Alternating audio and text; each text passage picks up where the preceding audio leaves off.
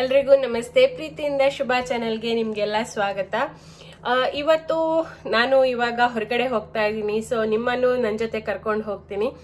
ನಾನು ಎಲ್ಲಿ ಹೋಗ್ತಾ ಇರೋದು ಅಂತ ಹೇಳಿದ್ರೆ ಡೆಂಟಿಸ್ಟ್ ಹತ್ರ ಹೋಗ್ತಾ ಇದ್ದೀನಿ. ನನ್ನ ಹಲ್ಲಿದೊಂದು ರೂಟ್ ಕೆನಾಲ್ ಇತ್ತು.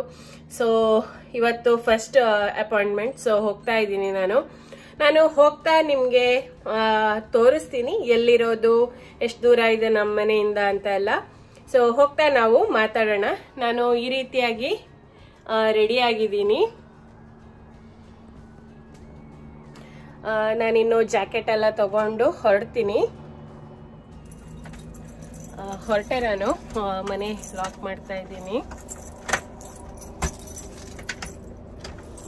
ಇವತ್ತು ತುಂಬಾನೇ ಚೆನ್ನಾಗಿದೆ ವೆದರ್. ಸಿಕ್ಕಾಪಟ್ಟೆ ಬಿಸಿಲಿದೆ. ಸೊ ತುಂಬಾ ದಿನಗಳ ನಂತರ ಇಷ್ಟು ಚೆನ್ನಾಗಿರೋಂಥ ವೆದರ್ ಇರೋದು.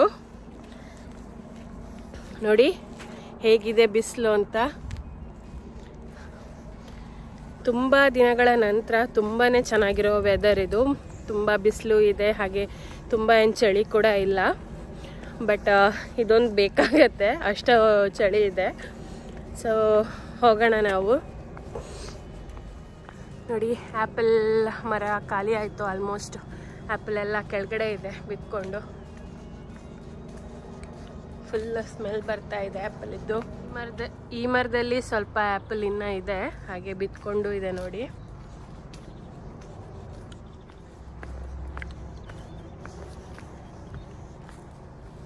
ಆ್ಯಕ್ಚುಲಿ ಈ ಥರ ವೆದರ್ ಇದ್ದರೆ ತುಂಬಾ ಚೆನ್ನಾಗಿರುತ್ತೆ. ತುಂಬ ದಿನ ಆಯಿತು ಯಾವಾಗ ನೋಡಿದ್ರು ಮಳೆ, ಮೋಡ, ಚಳಿ, ಗಾಳಿ ಇದೇ ಥರ ಇತ್ತು. ಸೊ ಇವತ್ತಂತೂ ತುಂಬಾ ಚೆನ್ನಾಗಿದೆ. ಒಂದು ಹೆಲಿಕಾಪ್ಟರು ಓಡಾಡ್ತಾ ಇದೆ. ನಿಮಗೆ ಸೌಂಡ್ ಕೇಳ್ತಾ ಇರ್ಬೋದು ಅಂತ ಅಂದ್ಕೊಂಡಿದ್ದೀನಿ ನಾನು. ನೋಡಿ, ಯೂಶ್ವಲಿ ಇಲ್ಲಿ ಮನೆಗಳ ಹೊರಗಡೆ ಸೈಡಲ್ಲಿ ಈ ಥರ ಕಾಂಪೌಂಡ್ ಹಾಕೋ ಬದಲು ಈ ಥರ ಗಿಡ ನೆಟ್ಟಿರ್ತಾರೆ. ಆ್ಯಕ್ಚುಲಿ ನಮಗೆ ಹಾಸ್ಪಿಟಲ್ ಇಲ್ಲಿ ಹತ್ರನೇ ಇದೆ. ಒಂದು 10ರಿಂದ 15 ನಿಮಿಷ ವಾಕ್ ಅಷ್ಟೇ. ಹಾಗೆ ಹಾಸ್ಪಿಟಲ್ ಹತ್ರನೇ ಇರೋದು ಡೆಂಟಿಸ್ಟ್ ಕ್ಲಿನಿಕ್ ಕೂಡ. ಸೊ ತುಂಬ ಕಷ್ಟ ಏನೂ ಆಗಲ್ಲ. ಬಸ್ಸಲ್ಲೆಲ್ಲ ಹೋಗಬೇಕು ಅಂತ ಇಲ್ಲ, ನಡ್ಕೊಂಡು ಹೋಗೋ ಅಷ್ಟೇ ದೂರದಲ್ಲಿರೋದು.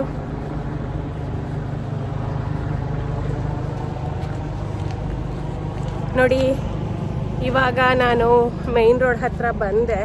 ಸುಮಾರು ಸರಿ ನಾನು ನಿಮಗೆ ತೋರಿಸಿದ್ದೀನಿ ಮೇನ್ ರೋಡನ್ನು.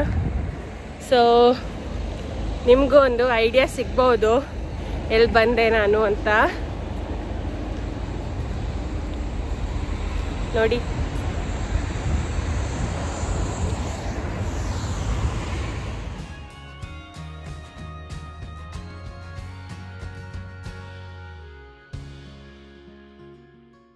ಇಲ್ಲಿ ಒಂದು ಪೆಟ್ರೋಲ್ ಪಂಪ್ ಕೂಡ ಇದೆ, ಹಾಗೆ ಒಂದು ಶಾಪ್ ಕೂಡ ಇದೆ. ನಮಗೆ ಅರ್ಜೆಂಟಿಗೆ ಬೇಕಾದರೆ ಹಾಲು ಮೊಸರೆಲ್ಲ ಸಿಗತ್ತೆ. ಆ್ಯಕ್ಚುಲಿ ಆ ಹೆಲಿಕಾಪ್ಟರ್ ಹೋಗ್ತಾ ಇರೋದ್ರಿಂದ ಫುಲ್ ಅದರದ್ದೇ ಸೌಂಡ್ ಕೇಳ್ತಾ ಇದೆ. ಸೊ ನಾನು ಮಾತಾಡಿದ್ರೆ ಕೇಳಲ್ಲ ಅಂತ ಅನ್ಕೋತೀನಿ ನಾನು.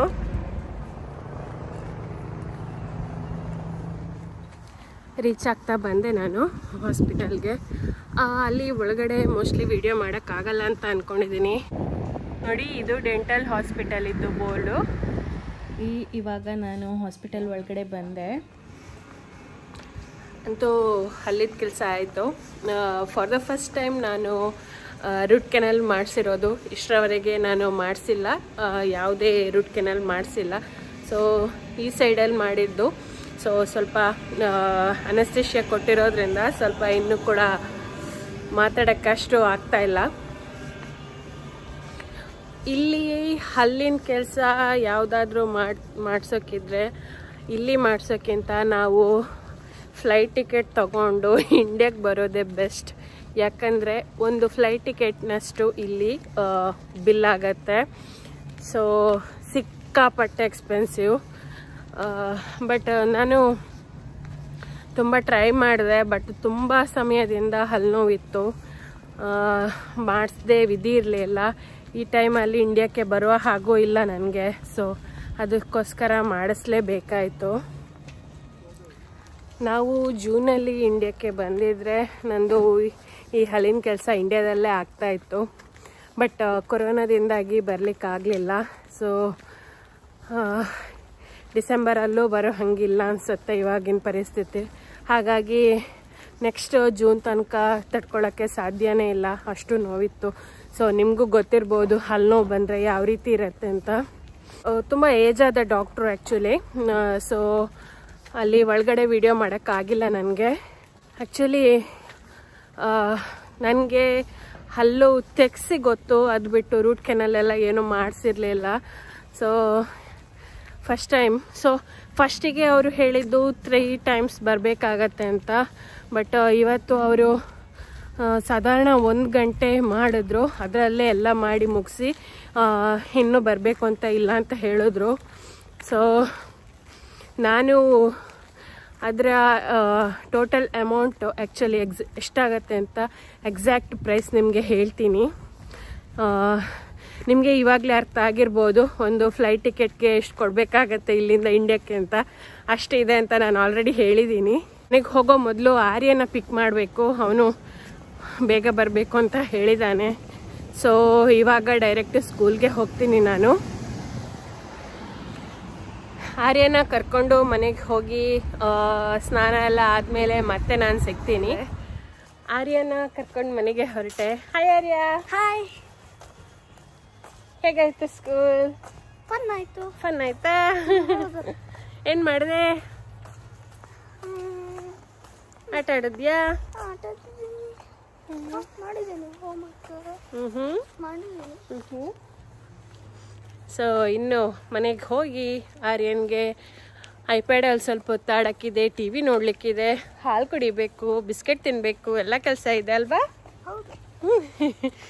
ಸೊ ಆಮೇಲೆ ಸಿಗ್ತೀನಿ ನಾನು. ಆರ್ಯನ ಕರ್ಕೊಂಡು ಬಂದು ಅವನ ಜೊತೆ ಸ್ವಲ್ಪ ಟೈಮ್ ಸ್ಪೆಂಡ್ ಎಲ್ಲ ಆಯಿತು. ಸೊ ನಾನು ಆಗಲೇ ಹೇಳ್ದಾಗೆ ಮೊದಲು ಸ್ನಾನ ಮಾಡಬೇಕು ಅಂತ ಹೇಳಿದ್ದೆ. ಸೊ ತಲೆಗೆ ಸ್ನಾನ ಎಲ್ಲ ಕೂಡ ಆಯಿತು. ಈ ಟೈಮಲ್ಲಿ ಹೊರಗಡೆ ಹೋದರೆ ಸ್ವಲ್ಪ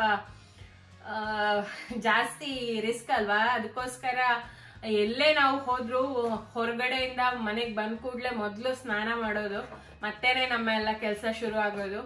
ಸೊ ಸ್ನಾನ ಎಲ್ಲ ಆಗಿ ಸ್ವಲ್ಪ ಆರ್ಯನ್ ಜೊತೆ ಟೈಮ್ ಸ್ಪೆಂಡ್ ಎಲ್ಲ ಮಾಡಿ ಆಗ್ತಾ ಇದೆ.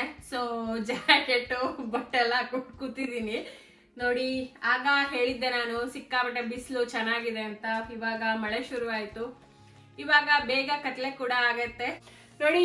ಇಷ್ಟೊಂದು ರಾಶಿ ಹಾಕೊಂಡು ಕೂತಿದ್ದೀನಿ.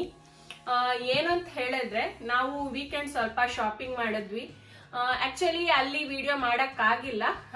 ಸೊ ಇವಾಗ ನಾನು ತೋರಿಸ್ತೀನಿ ನಾವು ಏನು ಶಾಪಿಂಗ್ ಮಾಡಿದ್ದು ಅಂತ ಹೇಳಿದ್ರೆ. ಆಲ್ರೆಡಿ ನಿಮ್ಗೆ ಗೊತ್ತು ಚಳಿ ಶುರುವಾಯಿತು ಅಂತ ನಾನು ಹೇಳಿದ್ದೆ. ಸೊ ಸ್ವಲ್ಪ ಚಳಿಗಾಲಕ್ಕೆ ಬೇಕಾದಂತಹ ಕ್ಲೋತ್ಸ್ ಇರ್ಬೋದು, ಡೈಲಿ ಯೂಸ್ಗೆ ಬೇಕಾದಂತಹ ಇರ್ಬೋದು, ಎಲ್ಲಾನು ಸ್ವಲ್ಪ ಶಾಪಿಂಗ್ ಮಾಡಿದ್ವಿ. ಸೊ ಇವಾಗ ನಾನು ಏನೇನ್ ಶಾಪಿಂಗ್ ಮಾಡಿದ್ವಿ, ನಮ್ಮ ವಿಂಟರ್ ಶಾಪಿಂಗ್ ಸ್ಟಾರ್ಟ್ ಮಾಡಿದ್ದಷ್ಟೇ ಇದು. ಇನ್ನು ಹೋಗ್ತಾ ಹೋಗ್ತಾ ಸ್ವಲ್ಪನೇ ಜಾಸ್ತಿ ಮಾಡ್ಬೇಕಾಗತ್ತೆ. ಯಾಕಂದ್ರೆ ಇಲ್ಲಿ ಚಳಿಗೆ ಎಷ್ಟು ಲೇಯರ್ ಬಟ್ಟೆ ಹಾಕಿದ್ರು ಸಾಕಾಗಲ್ಲ. ಸೊ ಜಾಕೆಟ್ಗಳಿರ್ಬೋದು, ಸ್ವೆಟರ್ ಇರ್ಬೋದು, ಎಲ್ಲಾನು ಬೇಕಾಗತ್ತೆ. ಸೊ ನಾನು ಇವಾಗ ತೋರಿಸ್ತೀನಿ ನಿಮ್ಗೆ ಏನೆಲ್ಲ ತಗೊಂಡ್ ಬಂದ್ವಿ ಅಂತ. ಆಕ್ಚುಲಿ ಇದು ಶೂಸ್ ಆರ್ಯನ್ಗೆ ತಂದಿದ್ದು, ಬೂಟ್ಸ್ ಅಂತ ಹೇಳ್ತೀವಲ್ಲ, ಇದು ಅವನಿಗೆ ರೈನಿ ಸೀಸನ್ಗೆ ಹಾಕ್ಲಿಕ್ಕೆ ಬೇಕಾಗತ್ತೆ ಸ್ಕೂಲ್ಗೆ, ಅದಕ್ಕೋಸ್ಕರ ತಂದಿದ್ದು. ಅವನಿಗೆ ಆಲ್ಮೋಸ್ಟ್ ಈ ಚಳಿಗಾಲದಲ್ಲಿ ತುಂಬಾ ಮಳೆ ಇರೋದ್ರಿಂದ ಈ ಶೂ ಬೇಕಾಗತ್ತೆ, ಬೂಟ್ಸ್ ಬೇಕಾಗತ್ತೆ. ಅದಕ್ಕೋಸ್ಕರ ಇದು ರೈನ್ ಬೂಟ್ಸ್ ಅವನಿಗೆ ತಗೊಂಡ್ಬಂದ್ವಿ. ಆಲ್ರೆಡಿ ಇತ್ತು ಅವನ ಹತ್ರ, ಬಟ್ ಅದು ಸೈಜ್ ಸಣ್ಣ ಆಗ್ತಾ ಇತ್ತು. ಸೊ ಹೊಸದು ತಗೊಂಡ್ ಬಂದ್ವಿ ನಾವು ಒಂದು ರೈನ್ ಬೂಟ್ಸ್. ಹಾಗೆ ಇಲ್ಲಿ ಮೇನ್ ಆಗಿ ಸ್ಟೇಡಿಯಂ ಅಂತ ಒಂದು ಶಾಪ್ ಇದೆ. ಹಾಗೆ ಬೇರೆ ಬೇರೆ ಸ್ಪೋರ್ಟ್ಸ್ ಶಾಪ್ಗಳು ಕೂಡ ಇವೆ.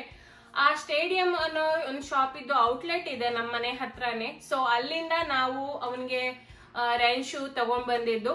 ಹಾಗೆ ನಮ್ಗೆ ಸ್ವೆಟರ್ ಎಲ್ಲ ತಗೊಂಡ್ ಬಂದಿದ್ವಿ, ಅದನ್ನು ತೋರಿಸ್ತೀನಿ ನಾನು. ಹಾಗೆ ಇದು ಈಶ್ವರ್ಗೆ ಡೈಲಿ ವೇರ್ಗೆ ಅಂತ ತಗೊಂಡಿರುವಂತದ್ದು ಟಿ ಶರ್ಟ್. ಇದು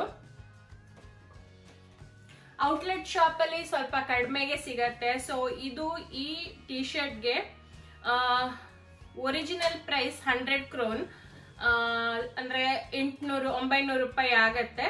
ಬಟ್ ಇದು 60 ಕ್ರೋನಿಗೆ ಸಿಕ್ಕಿದೆ. ನಾನು ಒಂದು ಡೈಲಿ ವೇರ್ ಗೆ ಅಂತ ತಗೊಂಡೆ. ಇದು ಕೂಡ ಅಷ್ಟೇ 60 ಕ್ರೋನ್. ಹಾಗೆ ಇವಾಗ ನಾನು ತೋರಿಸ್ತಾ ಇರೋದು ಇದು ಆರ್ಯನ್ಗೆ ತಗೊಂಡಿರುವಂತಹ ಸ್ವೆಟರ್. ಆಕ್ಚುಲಿ ಇದು ತುಂಬಾ ಚಳಿ ಇರುವಾಗ ಹಾಕೊಳ್ಳಕ್ಕೆ ಚೆನ್ನಾಗಿರುತ್ತೆ, ಬೇರೆ ಟೈಮಲ್ಲಿ ಹಾಕೊಂಡ್ರೆ ಸೆಕೆ ಆಗತ್ತೆ. ಇದು 300 ಕ್ರೋನ್ ಇದ್ದು 100 ಕ್ರೋನ್ಗೆ ಸಿಕ್ತು.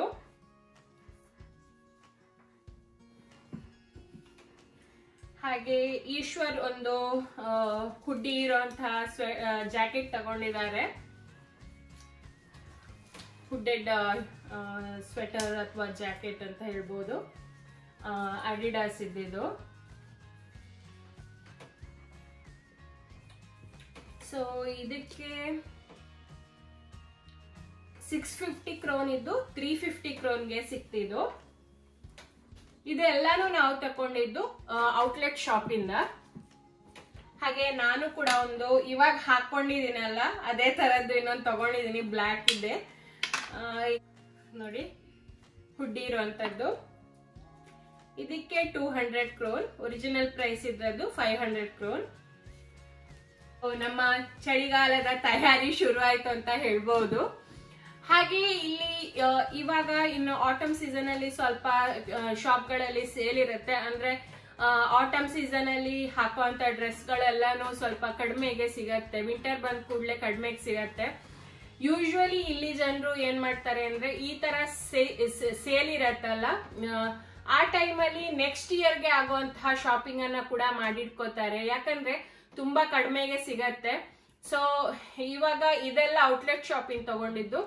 ಹಾಗೆ ಈಶ್ವರ್ ಸ್ವಲ್ಪ ಡೈಲಿ ಹಾಕೊಳ್ಳೋಕೆ ಅಂತ ಟಿ ಶರ್ಟ್ ತಗೊಂಡಿದ್ದಾರೆ. ಇದು ನ್ಯೂಯಾರ್ಕ್ ಅಂತ ಒಂದು ಶಾಪ್ ಇದೆ, ಅಲ್ಲಿಂದ ತಗೊಂಡಿದ್ದವರು. ನೋಡಿ ಇದು ಟಿ ಶರ್ಟ್. ಇದ್ರ ಒರಿಜಿನಲ್ ಪ್ರೈಸ್ 120 ಕ್ರೋನ್ ಇದ್ರದ್ದು. ಬಟ್ ಇದು 40 ಕ್ರೋನ್ಗೆ ಸಿಕ್ತು. ನ್ಯೂಯಾರ್ಕರ್ ಅಂತ ಹೇಳಿ ಶಾಪ್ನ ಹೆಸರು. ಹಾಗೆ ಇದು ಕೂಡ ಅಷ್ಟೇ 40 ಕ್ರೋನ್ಗೆ ಸಿಕ್ತು ಅವರಿಗೆ ಡೈಲಿ ಹಾಕಕ್ಕೆ. ಹಾಗೆ ಇನ್ನೊಂದು ತಗೊಂಡಿದ್ದಾರೆ, ಇದು ಕೂಡ 40 ಕ್ರೋನ್ಗೆ ಸಿಕ್ತು.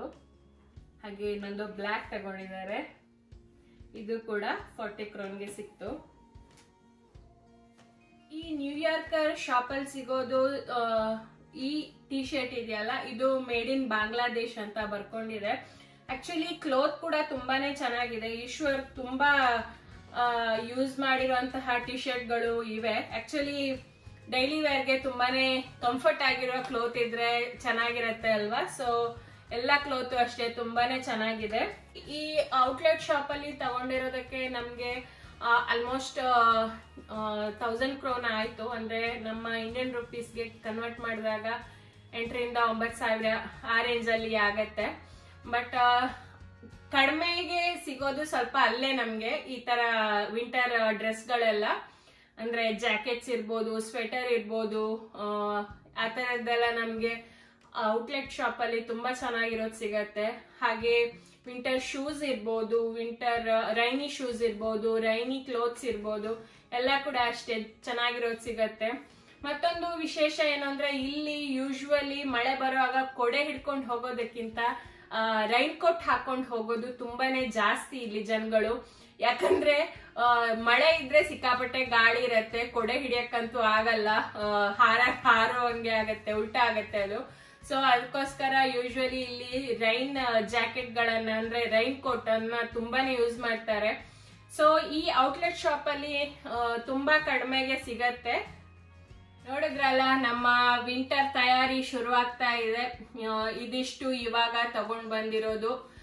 ಹಾಗೆ ಇನ್ನು ಸ್ವಲ್ಪ ಜಾಸ್ತಿ ಚಳಿ ಆಗುವಾಗ ಬೇರೆ ಕೂಡ ಬರ್ಬೋದು. ಸೊ ಯಾಕಂದ್ರೆ ಎಷ್ಟಿದ್ರು ಸಾಕಾಗಲ್ಲ ನಮ್ಗೆ. ನೋಡಿ ಇವಾಗ್ಲೇ ನಿಮ್ಗೆ ಗೊತ್ತಾಗ್ಬೋದು, ನಾನು ಮನೆಯೊಳಗಡೆ ಇದ್ದೀನಿ, ಆದ್ರೂ ಕೂಡ ನಾನು ಜಾಕೆಟ್ ಹಾಕೊಂಡ್ ಕೂತಿದ್ದೀನಿ, ಅಷ್ಟು ಚಳಿ ಇದೆ ಮನೆಯೊಳಗಡೆ.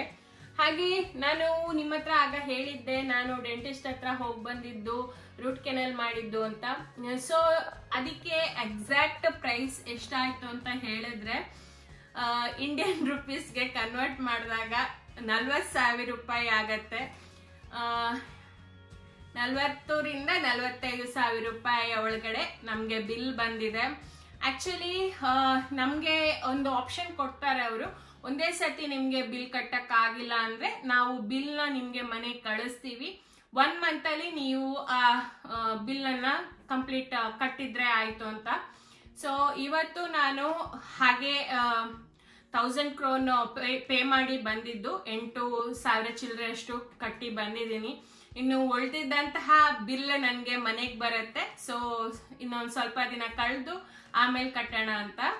ಸೊ ನೋಡಿದ್ರಲ್ಲ, ನಮ್ಗೆ ಈ 45,000 ಅಂದ್ರೆ ಚಿಕ್ಕ ಅಮೌಂಟ್ ಖಂಡಿತ ಅಲ್ಲ, ಸಿಕ್ಕಾಪಟ್ಟೆ ದೊಡ್ಡ ಅಮೌಂಟೇ ಅದು. ಸೊ ಈ ಹಣದಲ್ಲಿ ನಮ್ಗೆ ರೌಂಡ್ ಟ್ರಿಪ್ ಒಂದು ಮಾಡ್ಕೊಂಡು ಬರ್ಬೋದು ಇಂಡಿಯಾಕ್ಕೆ.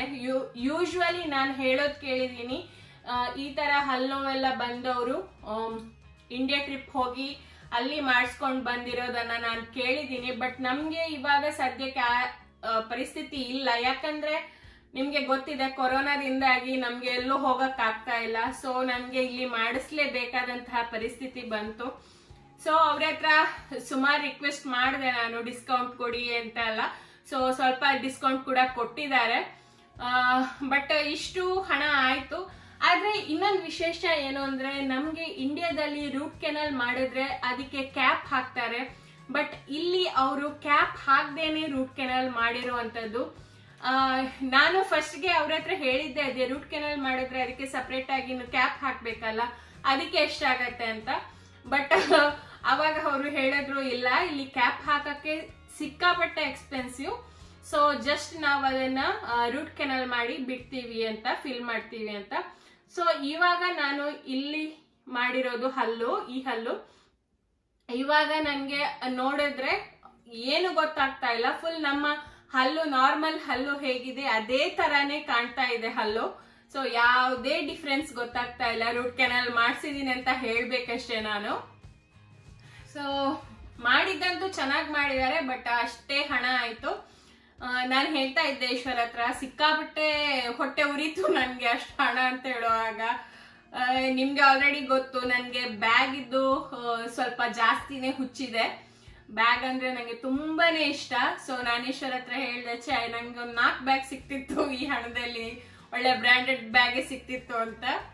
ಸೊ ಬಟ್ ಏನು ಮಾಡಕ್ಕಾಗಲ್ಲ, ಹೆಲ್ತ್ ವಿಷಯ ಬಂದಾಗ ನಾವು ಅದನ್ನ ಮಾಡಿಸ್ಲೇಬೇಕು. ಸೊ ಅದಕ್ಕೋಸ್ಕರ ಎಷ್ಟು ಹಣ ಆದ್ರೂ ನಾವು ಇಲ್ಲೇ ಮಾಡಿಸಿದ್ದು. ನೋಡಿದ್ರಲ್ಲ ಇವತ್ತಿನ ನನ್ನ ಹಾಸ್ಪಿಟಲ್ ಸ್ಟೋರಿ ಜೊತೆಗೆ ನಮ್ಮ ವಿಂಟರ್ ಶಾಪಿಂಗ್ ಅನ್ನ. ಸೊ ಇವತ್ತಿನ ಈ ವ್ಲಾಗ್ ಇಷ್ಟ ಆಯ್ತು ಅಂತ ಅನ್ಕೊಂಡಿದೀನಿ. ಇಷ್ಟ ಆದ್ರೆ ಪ್ಲೀಸ್ ಲೈಕ್ ಮಾಡಿ, ಶೇರ್ ಮಾಡಿ, ಕಮೆಂಟ್ ಮಾಡಿ, ಜೊತೆಗೆ ನಮ್ಮ ಚಾನೆಲ್ಗೆ ಸಬ್ಸ್ಕ್ರೈಬ್ ಮಾಡಕ್ಕೆ ಮರಿಬೇಡಿ. Thank you.